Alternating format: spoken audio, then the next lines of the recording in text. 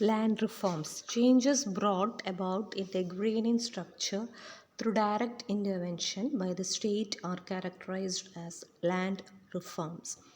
എന്താണ് land reforms എന്ന് പറഞ്ഞു കഴിഞ്ഞാൽ, അതായത് നമ്മുടെ അഗ്രേറിയൻ സ്ട്രക്ചറിൽ മാറ്റങ്ങൾ വരുത്തിക്കൊണ്ട് ഗവൺമെൻറ് നടത്തിയിട്ടുള്ള ഒരു ഇൻ്റർവെൻഷനാണ് ലാൻഡ് റിഫോം എന്ന് പറഞ്ഞു കഴിഞ്ഞാൽ. It refers to all kinds of policy-induced changes relating to ownership of land, tenancy and management of land. എല്ലാ കാര്യങ്ങളും, അതായത് അതിൻ്റെ ഓണർഷിപ്പ് ആയിരിക്കാം, അത് കടമെടുക്കുന്ന ആളുകളുടെ അവസ്ഥകളായിരിക്കാം, എല്ലാത്തിനും കൃത്യമായ രേഖകളുണ്ട്. The significance of land reforms rises from the defects of the prevalent agrarian structure. അപ്പോൾ നമ്മുടെ agrarian സ്ട്രക്ചറിൽ ഉണ്ടായിരുന്ന ഇൻഡിപെൻഡൻസിന് മുൻപ് മുതലുണ്ടായിരുന്ന മാറ്റങ്ങൾക്ക് അതുകൊണ്ടാണ് ഇങ്ങനെയൊരു ചേഞ്ച് വരുത്താനായിട്ടുള്ള കാരണങ്ങൾ. Agrarian structure on the eve of independence. At the time of independence, India inherited a semi-feudal agrarian structure with onerous tenure arrangements over the substantial areas. അപ്പോൾ ഇൻഡിപെൻഡൻസിന് ഉള്ള കാലഘട്ടത്തിലെല്ലാം ഒരു സെമി ഫ്യൂഡലിസം അല്ല, അടക്കിവാഴലല്ലെങ്കിൽ കൂടിയും ഒരു സെമി ഫ്യൂഡൽ രീതിയിലുള്ള കാര്യങ്ങളാണ് അവിടെ നടന്നിരുന്നത്. There were 3 types of land tenure system prevailing in the economy: Zamindari, Mahalwari, Rayatwari system. അപ്പോൾ നമ്മുടെ ഇവിടെ 3 തരത്തിലുള്ള അഗ്രേറിയൻ സിസ്റ്റമാണ്, ലാൻഡ് ടെന്യൂർ സിസ്റ്റം ആയിരുന്നു ഉണ്ടായിരുന്നത്. ജമീന്ദാരി സിസ്റ്റം, മഹൽവാരി സിസ്റ്റം, അതുപോലെ റയത്ത് വാരി. ഈ ജമീന്ദാരി സിസ്റ്റത്തിൽ landlord is simply the provider of land and tenant provides all the management and labour. ജമീന്ദാരിയിൽ ലാൻഡ് ലോർഡ് എന്ന് പറയുന്നത് വെറും ഒരു ഭൂമിയുടെ അവകാശി അല്ലെങ്കിൽ ഒരു പ്രൊവൈഡർ ഓഫ് ലാൻഡ് പ്രൊവൈഡ് ചെയ്യുന്ന ഒരാൾ മാത്രമാണ്. മാനേജ് ചെയ്യുന്നതും വർക്ക് ചെയ്യുന്നതും എല്ലാം ടെനൻറ്റുകളാണ്. പക്ഷേ the landlord gets the pre determined share of the produce. കൃഷി ഉണ്ടോ ഇല്ലയോ എന്നുള്ളതല്ല, ഒരു കൃത്യമായിട്ടുള്ളൊരു ഷെയർ അവിടെ കിട്ടിയിരിക്കണം. The landlord is responsible for the payment of land revenue. The actual tiller does not come into contact with the state. The landlord acts as an intermediary. Straight ആയിട്ടുള്ള കോണ്ടാക്റ്റുകളും കാര്യങ്ങളൊക്കെ ലാൻഡ് ലോർഡ് തന്നെയാണ് ചെയ്തിരുന്നത്. അതിലൊരു തരത്തിലും ടെനൻറ്റിന്, പണിയെടുക്കുന്ന ആളുകൾക്ക് ഒരു ഇൻഫ്ലുവൻസോ അല്ലെങ്കിൽ ഒന്നും തന്നെ സ്ട്രെയിറ്റ് ആയിട്ടൊരു കോണ്ടാക്റ്റ് ഉണ്ടായിരുന്നില്ല. മഹൽവാരി സിസ്റ്റത്തിൻ്റെ പ്രത്യേകത എന്ന് പറഞ്ഞു കഴിഞ്ഞാൽ, ഇതിൽ ലാൻഡ് എന്ന് പറയുന്നത് maintained by collective body. Usually the village serves as a unit of management. Land manage ചെയ്തിരുന്നത് ഒരു കളക്റ്റീവ് ബോഡിയാണ് ലാൻഡ് മാനേജ് ചെയ്തിരുന്നത്. റവന്യൂ എന്ന് പറയുന്നത് കളക്ട് ചെയ്തിരുന്നു. അപ്പോൾ അതാണ് സിറ്റുവേഷൻ. റൈറ്റ് വാരി എന്ന് പറയുന്നത് every individual registered and holder is recognised as a proprietor. എല്ലാ ഇൻഡിവിജ്വൽ രജിസ്റ്റർ ചെയ്തിട്ടുള്ള എല്ലാവരും പ്രൊപ്രൈറ്റർ, അതുപോലെ അവരെല്ലാം റെസ്പോൺസിബിൾ ആണ് പേയ്മെൻറ്റിന്. Ryot possess the right to sublet his land or transfer the land by gift. അപ്പോൾ ഈ റൈറ്റിന് ഗ്രൂപ്പിന് എന്ത് വേണമെങ്കിലും ചെയ്യാം. The ryot cannot be ejected by the government till he pays. അപ്പം അദ്ദേഹത്തിന് എല്ലാ തരത്തിലുള്ള അധികാരങ്ങൾ ഉണ്ട്. It was basically to stop exploitation of actual tiller of the soil. അപ്പോൾ ഒബ്ജക്റ്റീവ്സ് പറയുമ്പം, അപ്പോൾ ആക്ച്വലായിട്ട് ഭൂമിയിൽ കൃഷി ചെയ്യുന്ന ആളുകൾക്ക് അവരുടെ റൈറ്റ്സ് നേടിക്കൊടുക്കുക എന്നുള്ളതാണ് ലാൻഡ് റിഫോമിൻ്റെ മെയിനായിട്ടുള്ള ഒബ്ജക്റ്റീവ്. ഒന്ന്, reconstructing of agrarian relations to achieve egalitarian social structure. Agrarian relation structure ചെയ്യാം, എക്സ്പ്ലോയിറ്റേഷൻ എലിമിനേറ്റ് ചെയ്യാം, ലാൻഡ് ടു ദ ടില്ലർ, അതാണ് മെയിനായിട്ട് ടില്ലർ, അതായത് ഭൂമി പണിയെടുക്കുന്നവരുടെ കൈകളിൽ എത്തിക്കുക. സോഷ്യോ എക്കണോമിക് കണ്ടീഷൻസ് ഇംപ്രൂവ് ചെയ്യാം, അഗ്രികൾച്ചർ പ്രൊഡക്ഷനും പ്രൊഡക്ടിവിറ്റിയും ഇൻക്രീസ് ചെയ്യാം. For the fulfilment of these objective സ്റ്റെപ്സുകൾ ഏതെല്ലാമെന്ന് നോക്കാം. അപ്പോൾ ഒബ്ജക്റ്റീവ്സ് നമ്മൾ പറഞ്ഞു, മെയിനായിട്ടുള്ള ഒബ്ജക്റ്റീവ്സ് ലാൻഡ് ടു ദ ടില്ലറാണ്. എക്സ്പ്ലോയിറ്റേഷൻ അവോയ്ഡ് ചെയ്യുക, എക്കണോമിക് കണ്ടീഷൻസ് ഇംപ്രൂവ് ചെയ്യുക, പ്രൊഡക്ടിവിറ്റി, ഇതൊക്കെയാണ് അതിൻ്റെ ഒബ്ജക്റ്റീവ്. ഇതിൽ വരുന്ന സ്റ്റെപ്സ് എന്ന് പറയുന്നത് abolition of intermediaries, tenancy reforms, അതിൽ തന്നെ ഉള്ളത് regulation of rent, security of tenure, confirmment of ownership or tenants. അപ്പോൾ നമുക്ക് ഡീറ്റെയിൽ ആയിട്ട് പോകാം. അതായത് അബോളിഷൻ ഓഫ് ഇൻ്റർമീഡിയറീസ് ഉണ്ട്, ടെനൻസി റിഫോംസ് ഉണ്ട്, reorganisation of agriculture. Abolition of സിസ്റ്റത്തിൽ, ജമീന്ദാരി സിസ്റ്റത്തിൽ, the zamindari system manifested absentee landlordism. Absentee കാരണം കൃഷി ഉണ്ടോ ഇല്ലയോ ഇതൊന്നും കൃത്യമായിട്ട് അറിയില്ല, ആ രീതിയിലാണ് situation. The system led to the exploitation of moral degradation of the tiller. As a result a high priority was given to the abolition of the zamindari system. Then 1952, as a result, abolition of intermediaries. This has facilitated the distribution of 57.7 lakh hectares. 57.7 lakh hectares distribute ചെയ്യാനുള്ള സാഹചര്യങ്ങൾ ഉണ്ടായി. Tenancy റിഫോംസിൽ 3 തരത്തിലുള്ള ടെനൻസ് ഉണ്ട്. Occupancy ടെനൻസ്, ടെനൻസ് at well, sub ടെനൻസ്. The rights of tenancy of occupations are permanent. അത് ഒക്യുപ്പേഷൻസി ടെനൻസ് permanent ആണ്, അവർക്കൊന്നും ഭരിക്കാനില്ല. പക്ഷെ നേരെ മറിച്ച് ടെനൻസ് അറ്റ് വില്ലും സബ് ടെനൻസും അവരുടെ കേസ് ഭയങ്കര ദുരിതത്തിലാണ്. And special laws had to be enacted and implemented to protect these tenants. അപ്പോൾ ഈ ഒരു ടെനൻറ്റിനെ പ്രൊട്ടക്റ്റ് ചെയ്യാൻ, ഇപ്പോൾ നമ്മൾ ആദ്യം അബോളിഷൻ സ്റ്റെപ്സിൽ ആദ്യം നമ്മൾ പറഞ്ഞു ജമീന്ദാരി സിസ്റ്റം അബോളിഷ് ചെയ്തു. പിന്നെ ടെനൻസി റിഫോംസിൽ 3 തരത്തിലുള്ള ടെനൻസ് ഉണ്ടെങ്കിലും ഒക്യുപ്പൻസി ടെനൻസ് ആണ് ഏറ്റവും ഫേവറബിളായിട്ട് അവർക്ക് കിട്ടിയിരുന്നത്. മറ്റ് 2 ഗ്രൂപ്പ്, അതായത് ടെനൻസ് അറ്റ് വില്ലും സബ് ടെനൻസിനും ഒരു ഗുണം ഉണ്ടാവാത്തൊരു സിറ്റുവേഷനിലേക്ക് വരുന്നു. Hence, special laws had to be enacted and implemented to protect these tenants. These laws related to regulation of rent, security of tenure, conferment of ownership rights. അപ്പം ഇവരെ പ്രൊട്ടക്റ്റ് ചെയ്യാൻ വേണ്ടിയിട്ട് rent regulate ചെയ്തു, അതുപോലെ തന്നെ ടെന്യൂർ സിസ്റ്റം സെക്യൂർ ചെയ്തു, അതുപോലെ ownership റൈറ്റുകൾ കൺഫേം ചെയ്തു. റെഗുലേഷൻ ഓഫ് റെൻ്റ് എന്ന് പറഞ്ഞാൽ ഡ്യൂറിങ് ദ പ്രീ ഇൻഡിപെൻഡൻറ്റ് ടെനൻസിനെ പ്രൊട്ടക്റ്റ് ചെയ്യാനുള്ള ടെനൻസ് റിഫോംസ് ആണ് ഇതെല്ലാം. അപ്പോൾ പ്രീ ഇൻഡിപെൻഡൻസ് പീരീഡിൽ റെൻറ്റ്സ് എന്ന് പറയുന്നത് ഫിക്സ്ഡ്.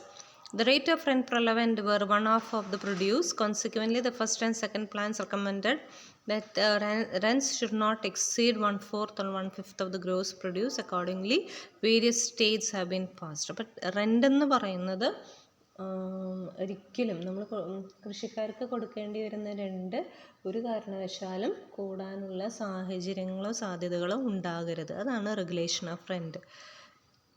സെക്യൂരിറ്റി ഓഫ് ടെന്യൂർ എന്ന് പറഞ്ഞാൽ legislations have been passed in most of the states to protect the tenants from ejectment and grant them permanent rights in the land. അപ്പോൾ security of tenure എന്ന് പറഞ്ഞാൽ അവർക്ക് ലാൻഡിൽ നിന്ന് അവരെ പുറത്താക്കാതെ അവരെ ഇജക്ട്മെൻ്റ് എന്ന് പറയുന്നത് അവോയ്ഡ് ചെയ്യാം. അപ്പോൾ ejectment allow for land resumed when owner in only personal cultivation the tenant is assured of a prescribed minimum area. അപ്പോൾ 3 കാര്യങ്ങളിലാണ് ഈ ടെനൻസിനെ പ്രൊട്ടക്റ്റ് ചെയ്യാൻ പറ്റാത്ത സിറ്റുവേഷൻ. ഇപ്പോൾ ലോഫുള്ള നിയമപ്രകാരമാണ് ഇജക്റ്റ് ചെയ്യുന്നതെങ്കിൽ ഒന്നും ചെയ്യാൻ പറ്റില്ല. ഇപ്പോൾ ഓണർ കൃഷി ചെയ്യുന്നത് സ്വന്തം ആവശ്യത്തിനാണെങ്കിൽ അതും അങ്ങനെ തന്നെ. Tenant is assured of a prescribed minimum area. ടെനൻറ്റിന് ഒരു പ്രിസ്ക്രിപ്ഷൻ, ഒരു മിനിമം ഏരിയ ഉണ്ട്, അതിനേക്കാളും കൂടുതലുണ്ടെങ്കിലും അവരെ എജക്റ്റ് ചെയ്യാം. കൺഫേർമെൻ്റ് എന്ന് പറഞ്ഞാൽ legislative provision have been made in many states for confirmment of ownership rights on tenants or allowing cultivating tenants to acquire ownership rights on the payment of compensation. അപ്പോൾ കോമ്പൻസേഷൻ പേയ്മെൻറ്റിന് legislative provision എന്നുള്ള രീതിയിൽ അവർക്ക് കൃത്യമായിട്ടുള്ള ownership rights എല്ലാം തന്നെ ടെനൻസിന്. അപ്പോൾ it has been estimated as a result of laws 12.42 million tenants have acquired ownership rights. Reorganisation of agriculture. അപ്പോൾ നമ്മൾ ഫസ്റ്റ് നമ്മൾ പറഞ്ഞൊരു കാര്യം എന്താണ്, ജമീന്ദാരി സിസ്റ്റം അബോളിഷ് ചെയ്തു. രണ്ടാമത് ടെനൻസി റിഫോംസ്, അതാണ് നമ്മൾ കുറച്ച് കാര്യങ്ങൾ പറഞ്ഞത്. മൂന്നാമത്തെയാണ് റീഓർഗനൈസ് ചെയ്യുക, അതായത് ceiling of on agriculture holding, consolidation of holdings, cooperative farming, agriculture. അപ്പോൾ എന്താണ് സീലിംഗ്? ഇപ്പോൾ 3 കാര്യങ്ങളുള്ള സീലിംഗ് ഓൺ അഗ്രികൾച്ചർ ഹോൾഡിംഗ് എന്ന് പറഞ്ഞു കഴിഞ്ഞാൽ fixing of minimum size of holdings that an individual may possess. ഒരു ഇൻഡിവിജ്വലിന് എത്രത്തോളം ലാൻഡ് പൊസസ് ചെയ്യാം കൾട്ടിവേഷൻ പർപ്പസസിന് വേണ്ടി, അതാണ് സീലിംഗ്. ദ ബേസിക് എയിം എന്ന് പറയുന്നത് എക്സസ് ഓണർഷിപ്പ് ഒന്നുമില്ലാതെ നടക്കുക എന്നുള്ളത്. The land over and above the permissible limit is been awarded. The surplus land is distributed among the landless laborers. To bring uniformity in these, Chief Ministers has been held in 1972, lowering of ceilings to 18 acres of irrigated land and 54 acres of irrigated land. In the 18 acres unirrigated ആണെങ്കിൽ 54 ഏക്കേഴ്സുമാണ്. Making family and not the individual as the unit for determining land holding. ഫാമിലിയാണ് unit determine ചെയ്യുന്നത്. Lowering the ceiling for a family of 5. Declaring benami transaction null and void. Benami transactions ഒന്നുമില്ല. Including the land reform laws in the 9th schedule of the constitution. അപ്പോൾ ഇതൊക്കെയാണ് new policy പ്രകാരം land റിഫോമിൽ ചെയ്തിട്ടുള്ള മാറ്റങ്ങൾ. In the light of the new policy, land ceiling legislations were enacted. ഇതെല്ലാം തന്നെ എല്ലാ സ്റ്റേറ്റുകളും, ഗോവയും നോർത്ത് ഈസ്റ്റ് റീജിയൻ ഒഴികെ എല്ലാവരും അത് ചെയ്തിട്ടുണ്ട്. സക്സസ്ഫുള്ളായിരുന്നു. 23 ലക്ഷം ഹെക്ടേഴ്സൊക്കെ അങ്ങനെ നമുക്ക് കിട്ടി. Distributed only 19 hectares among 55 lakh house holds. Consultation of holdings. അപ്പോൾ നമ്മൾ ഒരു പോയിന്റ് നമ്മൾ കണ്ടത് അഗ്രികൾച്ചറിലുള്ള അഡ്ജസ്റ്റ്മെൻറ്റ് എന്ന് പറയുന്നത് അഗ്രികൾച്ചർ ഹോൾഡിങ്സ് ആണ്, ലാൻഡ് സീലിംഗ് ആണ്. ഇപ്പോൾ രണ്ടാമത് കൺസോൾട്ടേഷൻ എന്ന് പറഞ്ഞു കഴിഞ്ഞാൽ ഇൻ്റഗ്രൽ പാർട്ടാണ്. We mean bringing together into one compact block scattered fragments of a land. Consolidate ചെയ്യുക, മാർക്ക് കൺസോൾട്ടേറ്റ് ചെയ്യുക എന്നൊക്കെ പറയുന്ന പോലെ സ്കാറ്ററായി കിടക്കുന്ന ലാൻഡുകൾ കൂട്ടിയോജിപ്പിക്കുക കൃഷി ആവശ്യങ്ങൾക്ക് വേണ്ടി. സബ്ഡിവിഷനും ഫ്രാഗ്മെൻറ്റേഷനൊക്കെ അവോയ്ഡ് ചെയ്യാം.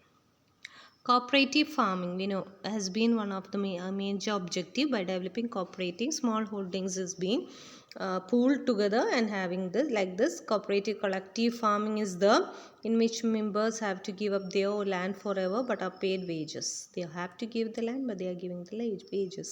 Cooperative tenant farming, in which land owned by a society is divided into holdings. Society holdings ഒക്കെ ഡിവൈഡ് ചെയ്തിട്ട് അങ്ങനെയാണ് cooperative tenant. Every farm has to pay rent or for his portion of the land.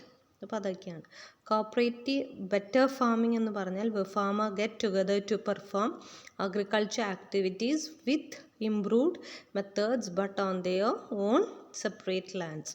Cooperative joint farming എന്ന് പറഞ്ഞാൽ wherein small farmers pool their lands together for better cultivation without giving up the ownership of their land. അപ്പോൾ cooperative farming തന്നെ 4 തരമുണ്ട്. Cooperative, collective farming, അതിൽ individual members give up ചെയ്ത് അവർക്ക് wage കിട്ടും. Tenant farming എന്ന് പറയുന്നത് ടെനൻസിന് അവർക്ക് റെൻറ്റ് പേ ചെയ്യേണ്ടി വരും.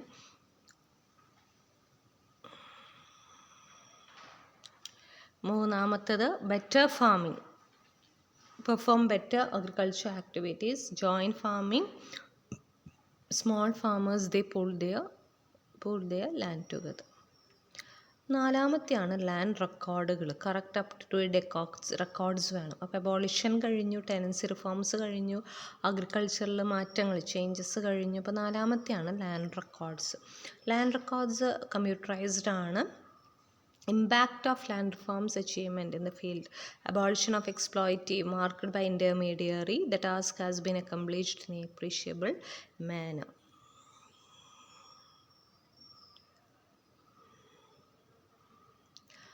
അപ്പോൾ അതിൽ ടെൻസ് റിഫോംസിലൊക്കെ അതിൽ ഹെക്ടേഴ്സ് കണക്കിന് മാറ്റങ്ങളും ചേഞ്ചസൊക്കെ വന്നിട്ടുണ്ട്.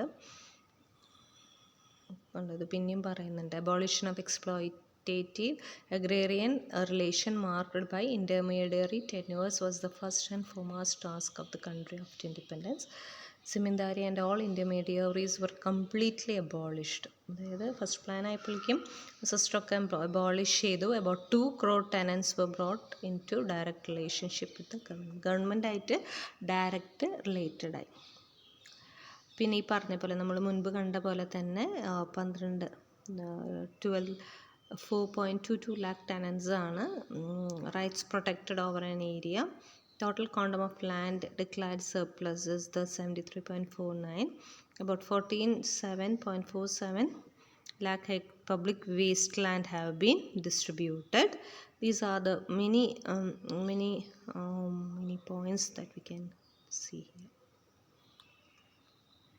An evaluation of the implementation of land reforms brought out that land reforms in India achieved only partial success. There was only a partial success. Full success എന്ന് പറയാനില്ല. Whereas legislation succeeded in matter of abolition of intermediaries, but ceilings was not properly implemented. The partial success of land reforms is attributable to the fact that reform measures were generally promulgated. The distribution of the land was remained much skewed despite the enactment of legislation for land reforms. The Indian rural scene is characterized by extreme inequality in the land and the asset distribution. പല ഏരിയകളിലും land reforms success ആണ്. കേരളത്തിനെ സംബന്ധിച്ചിടത്തോളം ഒരുവിധം നമ്മൾ ഒരു നല്ല രീതിയിൽ തന്നെ അത് അപ്ലൈ ചെയ്തു. പക്ഷേ മറ്റു സ്റ്റേറ്റുകളെ സംബന്ധിച്ചിടത്തോളം അതിൻ്റെ ഇവാലുവേറ്റ് ചെയ്യുമ്പോൾ പ്രോപ്പർ ആയിരുന്നില്ല അതിൻ്റെ പല ഇംപ്ലിമെൻറ്റേഷൻ. അതിൻ്റെ പുവർ പെർഫോമൻസിൻ്റെ കാരണങ്ങൾ ലെജിസ്ലേറ്റീവ് സ്നാഗ്സ്, അതായത് പേഴ്സണൽ എന്ന് പറഞ്ഞാൽ എന്താണ്, പേഴ്സണൽ കൾട്ടിവേഷൻ എന്ന് പറഞ്ഞാൽ പേഴ്സണൽ സൂപ്പർവിഷൻ എന്താ, പേഴ്സണൽ കൾട്ടിവേഷൻ അവോയ്ഡ് ചെയ്തിരുന്നു. അപ്പോൾ അങ്ങനെ എന്താണ് പേഴ്സണൽ കൾട്ടിവേഷൻ, എന്താണ് പേഴ്സണൽ സൂപ്പർവിഷൻ, അതിന് കൃത്യമായിട്ടുള്ള ഇൻ്റർപ്രിട്ടേഷൻ അവിടെ നടന്നിരുന്നില്ല. അപ്പോൾ അതൊക്കെ വന്നു കഴിഞ്ഞപ്പം it reduced the effectiveness of the ceiling laws. ഇനി ടെനൻ്റ് ആരാണ്? ടെനൻസ് എന്ന് പറഞ്ഞ ഗ്രൂപ്പ് ഏതാണ്? ആരാണ് ഈ ടെനൻസ് എന്ന് പറയുന്ന ഗ്രൂപ്പിൽ വരുന്നത്? അപ്പോൾ the law relating to this tenancy are not effective. പിന്നെ വോളണ്ടറി സറണ്ടർ. അപ്പോൾ വോളണ്ടറി ആയിട്ട് വന്ന് സറണ്ടർ ചെയ്യാനുള്ള ഓപ്ഷൻ കൊടുക്കുമ്പം they were not.